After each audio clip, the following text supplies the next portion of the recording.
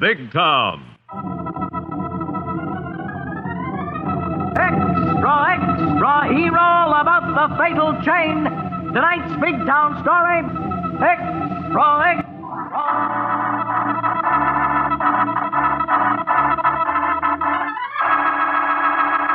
Presents Big Town, the headline stories of a great city dramatically reported by Steve Wilson, fighting managing editor whose creed, as with all great newsmen, is emblazoned on the masthead of the Illustrated Press.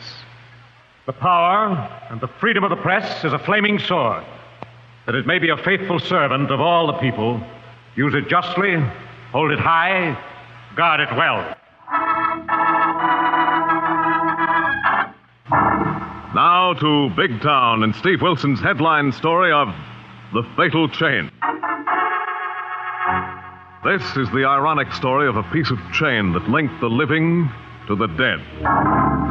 And it began at the entrance to a bank in the business section of Big Town. Began as the cashier of a large manufacturing company left the bank with a satchel containing the weekly payroll, chained to his wrist and to the wrist of an armed guard. Wait a minute, guard. Let me make sure the lock on this satchel is set. Come on, why worry? It's only a block to the plant. Because I'm responsible for this payroll. Okay, quit worrying. I'm handcuffed to this dough bag, same as you. And I got a gun to handle anybody with any ideas of taking it away from us. Yes.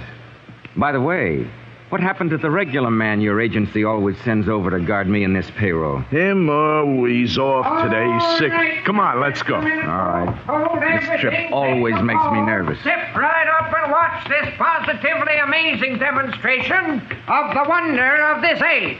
This magic opener, this wonder worker, this lightning opener of articles of every sort. All right, now step up, folks, observe closely, and watch. Them sidewalk guys sure work hard to separate the suckers from their dough, huh? Yeah, they do. But let's get to the plant and watch that alley just ahead. How come? I've always felt if I ever got held up, they'd wait in that alley. Yeah, that'd be a good spot. Come on, let's see how it'll work. What are you doing? Come on, shut up or I'll blast you. Down the alley to that car. What is this? You're not an agency guard. How did you get a badge and credentials? I took him off the dope you was expecting. Come on, in the alley. No. My pals are waiting in that car. No, you won't. No, you dope. Punchy, why did you have to plug him? He grabbed at my gun. All right, get him in the heap. Stell's driving. Let's get out of here.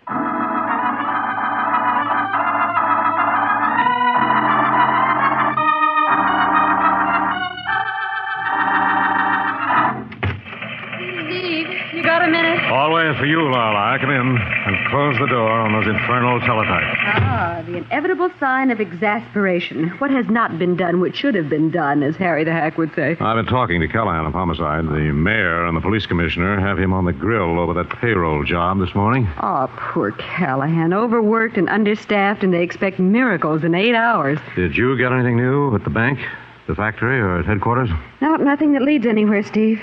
What about the regular payroll guard? Is there any chance he was linked to that robbery? Not a chance, Steve. His record is 100A plus, and he's in the hospital with concussion after the fight he put up to keep his badge and credentials. Yes. What about the cashier? No dice, Steve. Like Caesar's wife, above reproach. And he left some of his blood in that alley before they got him in the getaway car. How about the car? Stolen? Mm-hmm. Abandoned near Water Street. No fingerprints. Mm-hmm. But, Steve, I've got a hunch a woman was driving that car. Oh? How come, Lorna? There was fresh face powder on the floor mat under the wheel. I think she got nervous waiting for the payoff and dropped her compact while powdering her nose. I'll buy that. But it doesn't help much. Any new witnesses? None who could add anything to the description of the phony guard handcuffed to the cashier in the payroll satchel. Just a big, hard-looking guy. Yes, Big Town is full of them. Well, how about your underworld listening post, Steve? Any likely bank or payroll artists on the lam from their usual hangouts? I've contacted several, not a thing so far. You know, it might be an out-of-town mob. No, I don't think so, Lorelei. They knew their way around. The private wire, Steve. Yes, this might be something. Hello, Steve Wilson, Illustrated Press. Mr. Wilson, this is that blue-perfect purveyor of paraphernalia, that handy-dandy dispenser of doodads, the one and only Barky the Bop. Hello, Barky.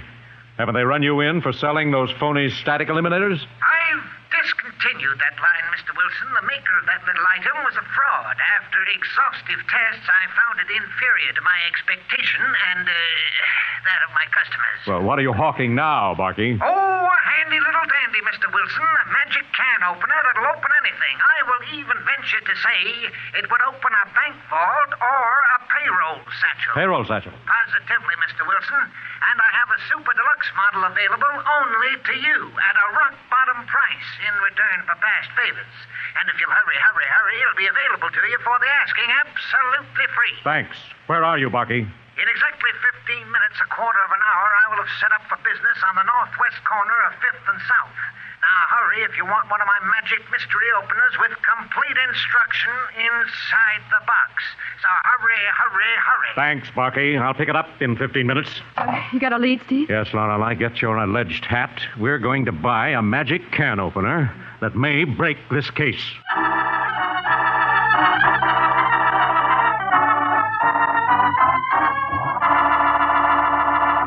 Thus, Steve Wilson, through one of his tipsters on the fringe of the so-called underworld, is given a lead promising exciting developments. Now, back to Big Town and to Steve Wilson of the Illustrated Press, as he moves in to crack the riddle of tonight's headline story of The Fatal Chain. Following up a tip on a sensational payroll robbery phoned in by one of his many underworld listening posts, Steve and Lorelei Kilborn, one of his ace crime reporters, are on the way to a street corner rendezvous in the car of Harry the loquacious Hackey. Say, boss. Say it, Harry, but get us to the corner of 5th and West as quickly as the law allows. Oh, we are practically there, Mr. Wilson. And while I am wondering if this may not be one of those contingencies in which me and my upholstered monkey wrench may not be of assistance. Thanks, Harry, but we're just meeting a tipster who may have a lead on the goons who pulled that payroll robbery this morning. Holmes is indulging in the precarious preoccupation of squealing on a group of characters who have already bumped off one guy to get 50 grand in extremely expendable lettuce. The one and only Barky the Bark, Harry. Holy moly, Miss Kilburn, that pitch is sure taking a chance. He's playing it cagey, Harry. He's making a pitch and selling me a can opener with the tip inside the box. Well, even so, boss, how come he is taking such a chance squawking on the rub-out boys? Well, I helped him out of a jam once, Harry. He's not doing it for a reward. 5th and West coming up, boss. You want for me to pull up right at the northwest corner? Oh, stop short of the corner, Harry. Oh, there's Barky, Steve. He's got his stand set up, and he started his pitch. Good. And he's rounded up enough of a crowd to cover our little transaction without exciting suspicion. You want me to come along and buy a can opener, Steve? No, Lorelei. Stay in the hack with Harry and keep out of sight. I'll go join the suckers and buy one as soon as Barky winds up his pitch. I'm about to demonstrate this here miracle of inventive ingenuity, this masterpiece of mechanical magic, this housekeeper's handy little helper. Oh, step right up, sir. You're just in time to witness the wizardry of an absolutely new and sensational way of opening cans. All kinds of cans. Observe closely now. A mere flick of the wrist and presto, bingo, zingo, and the job is done. Now, for the surprise I promised you folks. The price of this little giant is not $5, not even $1, but $0.25. 2 bits. I'll take one. A considerate family man who thinks of the little woman. Thanks. I'm a bachelor, but I can use one just the same. Here's your quarter. Thank you, sir, thank you. And for the best results, read the instructions inside each and every box. Well, thanks until you're better paid. I'll do that. All right, now, who else? Step right up, folks. Come on, get your handy-dandy magic opener. Only 25 cents. I'll pull the $1. Now, hurry. Did you get it, Steve? We'll see in a moment. Wait till I get this box open. Did he pass you any word for us? No, Harry. It should be here inside the box. Well, there's a slip of paper. What's it say? I saw the stick-up and followed the pitch to the payoff, Mr. Wilson. There's 3 working the caper, 2 guys and a dame. They're holed up in the basement of 17 West. Steve, that's in the next block toward the river. Yes, and I think I'd better make sure they're still roosting, Lorelei. Steve Wilson, you're not going to go barging in there alone. No, I'll just scout the place while you phone Callahan. I can phone from that drugstore right over there. Good. Tell him the tip may be cold by now. The buzzards may have flown. But he'd better bring his homicide squad and tear gas in case he has to blast them out. How about me, boss? Drive into the alley, Harry, and watch the back of 17. It'll be a pleasure. But if they break that way before homicide gets here, don't try to stop them. Your trusty monkey wrench is no match for hot lead. The same goes for you, Steve Wilson. I'll be careful, Lorelei, but before there's a showdown, I want to know if that cashier who was chained to the payroll satchel and the phony guard is dead or alive. Let's go.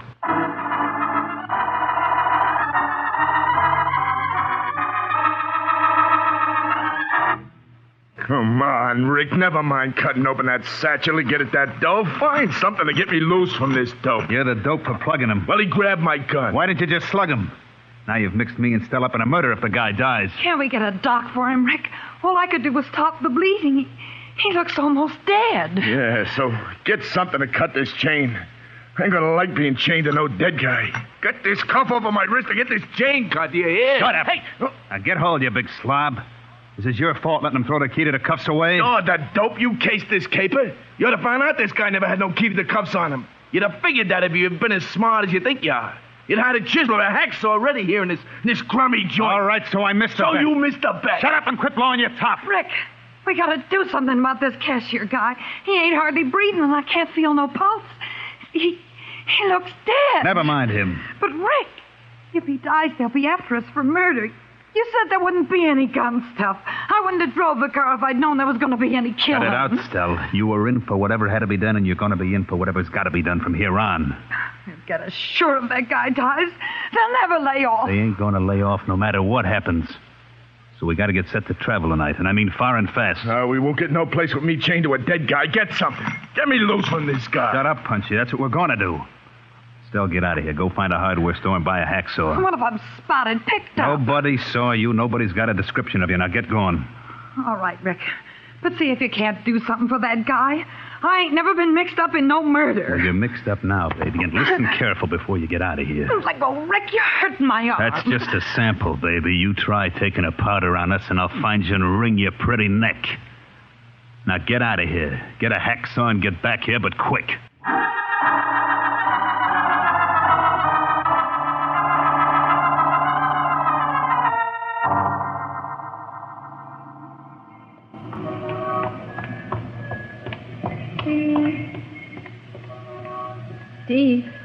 Steve, is that you? Yes, Lorelei. Step in this doorway. Any sign of activity in the basement of number 17? I can't tell from here. The shades are drawn, but there's a light. Did you get to Inspector Callahan? I had to leave a message. He's on the DA's carpet, but they'll get to him as quickly as possible. Good. If the DA would stick to prosecutions and leave Callahan alone to do his job, we'd have better results in Big Town. Yes, and I hope this isn't a dead-end tip. Well, Barkey wouldn't take the chance of gangland revenge to give us a bum steer on a thing like this. And I don't think anybody will suspect Barkey gave you the tip. And I, for one... Watch it, Lorelei, my lovely. Step back in the shadows. Someone just came out of the basement door of number 17. Golly, Steve, it's a girl. Yes. And we know from Barkey a girl was driving the getaway car, which confirmed your hunch about the spilled face powder. She seems to be looking around to see if the house is being watched. Yeah. Let's wait and see what she does. She's coming this way. Now keep back in the shadows. Let her pass. Here she comes.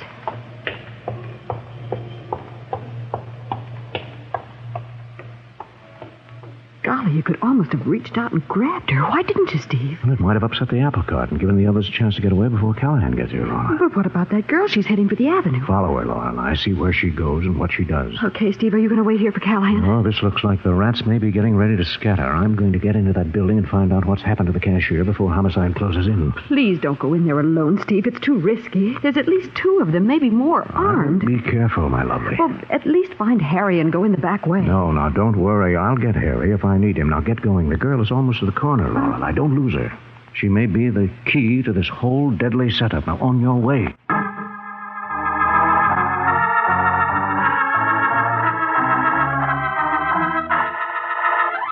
What's keeping that dame, Rick? Why ain't she back here with that hacksaw? What's keeping her? Take it easy, Punchy. She ain't been gone but a couple of minutes. Maybe she ain't coming back.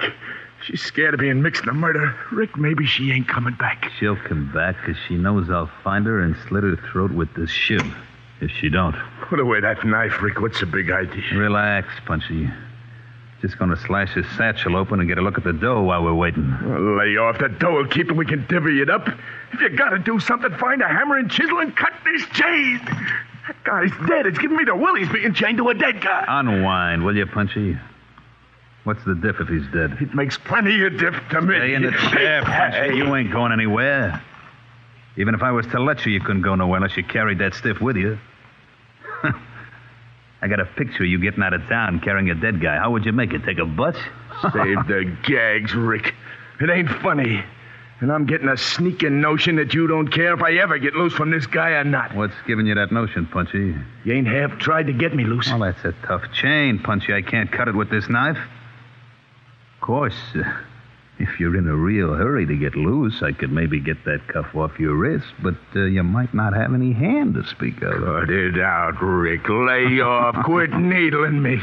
Put away that knife and think of something to get me All loose. right, just sit back and relax till Stell gets here with a hacksaw. I got a feeling she ain't coming back. I got a real notion she ain't ever coming back. And I tell you, she'll be back. She'll be back because she wants her share of this payroll.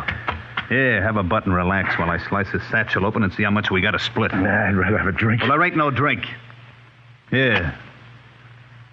Now, puff up and take it easy. Forget that guy there on the couch. Wait till I show you a handful of long green lettuce. Okay, but look out you don't palm none of it, you wisecracking slug. I wouldn't do anything like that, Punchy. We're partners, aren't we?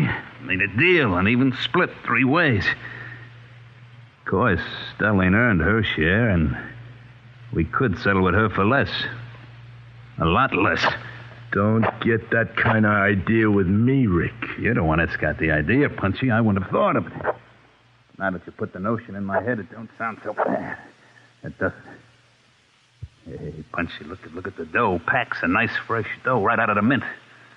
Payroll dough. Packs of 1s and 5s, 10s, and 20s. Easy spending dough, Punchy. There must be 50 grand in this set. Leave it there, you slug. Oh, listen to it make sweet music, Punchy. Listen. Cut it out. Put that dough back. Quit smacking your chops over that stuff and do something to get me loose. I tell you, that Stell dame ain't coming back, Rick. Yeah, Punchy. Maybe you're right. You're so sure of it, you're beginning to sell me. Beginning to give me an idea. Get away from me with that knife, Rick. Keep that rod in your shoulder holster, Punchy. You've used it once too many times today. Use it on me, you'll never get loose from that cashier. Now I got a real notion you don't ever mean for me to get loose. You'd cross up your girlfriend, Stell. Why not me? Put away that gun. Don't be nuts. I was only kidding. Well, I ain't kidding, and I got a real idea. What's the idea? What are you going to try? I'm going to get this chain tied across the arm of this chair and shoot open one of the links. I'll be a dope. It won't work. Well, it's worth a try. What have I got to lose? Don't fire that rod. A shot in this dump will bring the cops. Well, then you think of a better idea, quick. Okay, give me that gun. You slug. You dirty, rotten, double-crossing slug. Shut up and sit down. Give me back that rod. Punchy, I'm going to give it to you right behind you. Yeah. Okay. Take the clip out of this rod.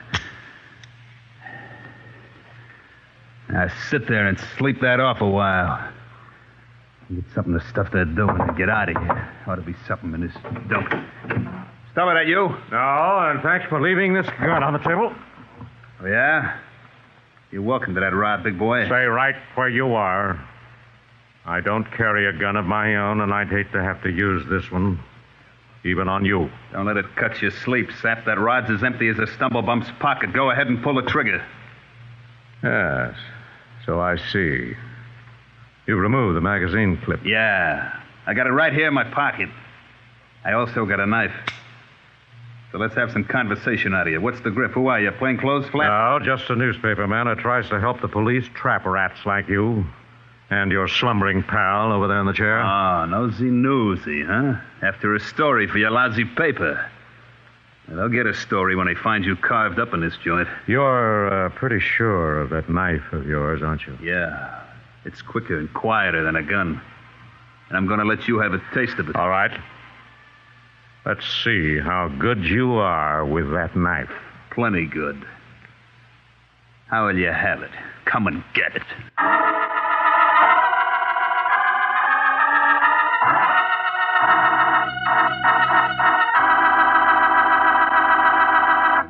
Thus, Steve faces a cunning and desperate killer armed with a knife.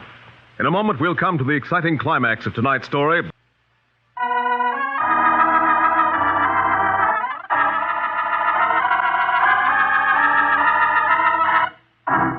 Now, back to Big Town and tonight's headline story of The Fatal Chain. A tip on a sensational payroll robbery resulting in a possible killing has led Steve Wilson to a hideout in the basement of an old house on the south side of Big Town, where he now faces a desperate man armed with a knife. All right, big boy, what are you waiting for? Come and get your carving. I'm in no hurry. I'm not going anywhere.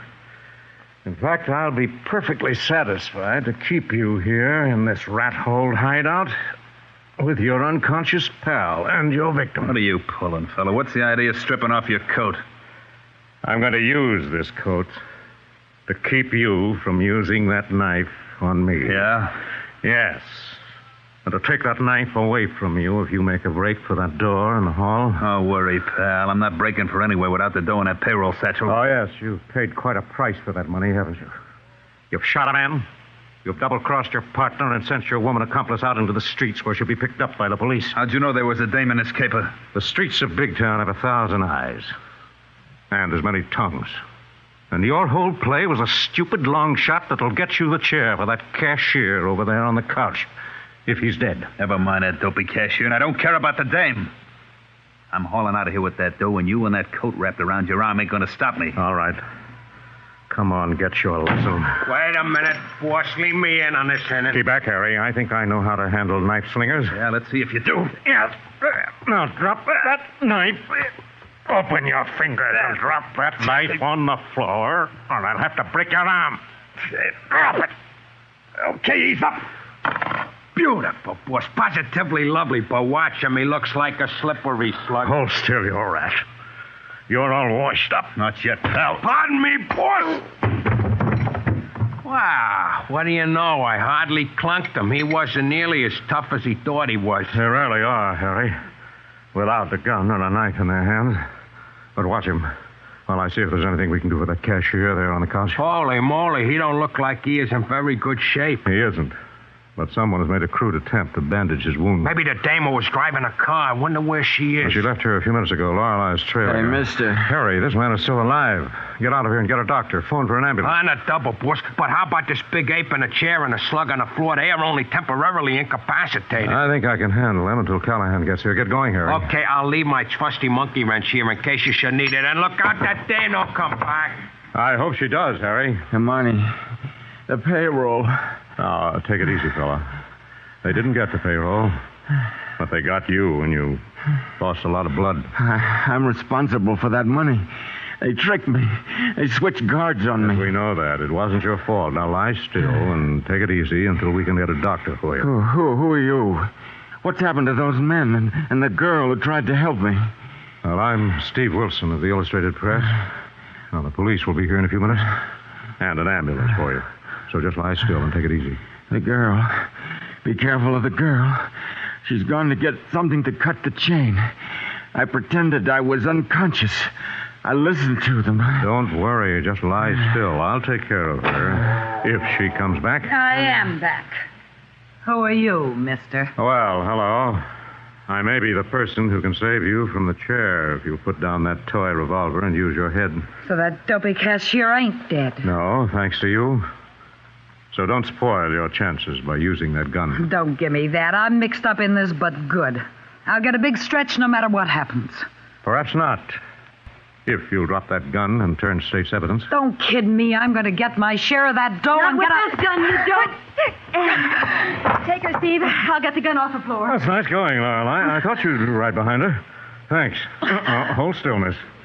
You had your chance. Now, hold still. Okay. All right, I'll play ball. I'll shoot the works. I'll tell the cops anything they want to know. Sorry, miss. You had to make one more try to get your hands on that payroll. Now it'll be up to the police and the judge and jury. What about that poor cashier, Steve? He's still alive, Lorelei. Harry's gone for a doctor. See if there's anything you can do for him, Lorelei. Okay, Steve. Oh, that should be Callahan and his homicide boys. Good. And as soon as they take over, get on the phone to City Desk, byline yourself a headline of this fatal chain of deadly circumstance.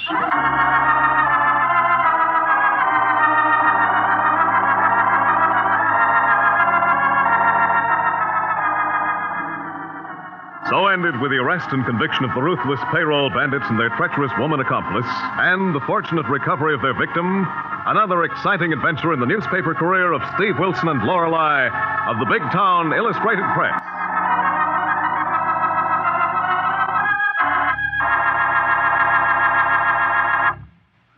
Next week, bring you a hard-hitting story entitled Death by Plan, the saga of an escaped convict's fantastic revenge.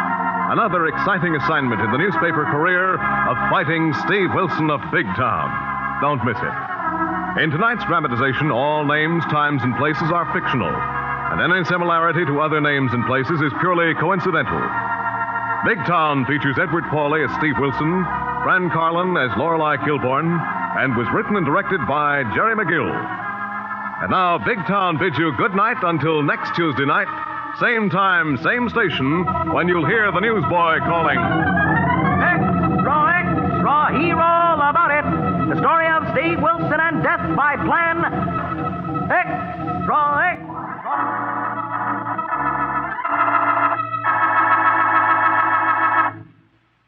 This is NBC, the national broadcasting company.